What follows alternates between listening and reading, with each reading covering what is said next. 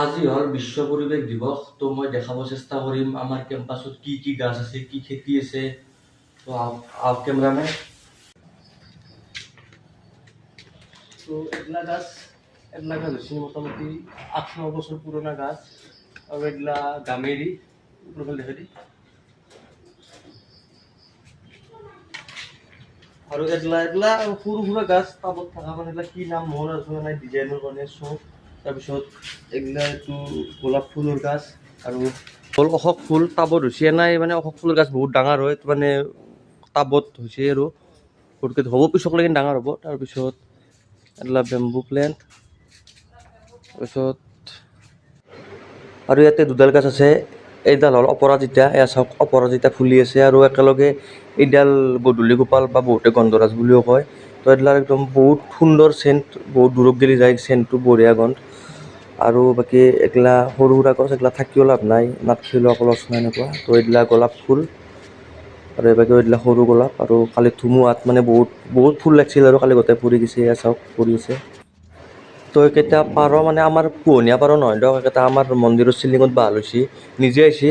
তো মই পুৱা সদায় চাউল দিওঁ, তো ইয়াতে চাউল খাব আহে, চাউল চাউল খাই আছে। আৰু এইটো কপৌ চৰাই মানে ইয়াতে বাহ লৈছে। তো এইডাল জেতুকাৰ গাছ আৰু এইডাল নৰসিংহ।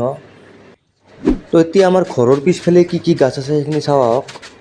তো প্ৰথমে এইডাল হ'ল আমাৰ শিলিখা।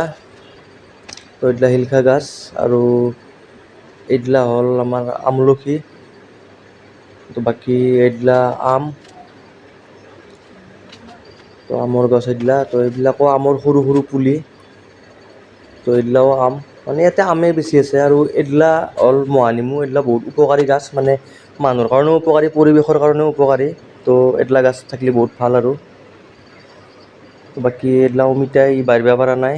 বাকী এইবিলাক কলৰ গাছ আৰু এইডাল জাতি নেমু, এইডাল জাতি নেমু আৰু এইডাল একেলগে এইডাল গোল নেমু।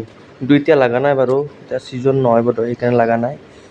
তো এইখিনিয়ে পিছফালে আমেই বেছি আছে আৰু। তো এতিয়া বলক ওপৰত যাওঁ, তো আমাৰ ওপৰত কি কি খেতি আছে সেইখিনি সেইটো চাই আহোঁ একেলগে।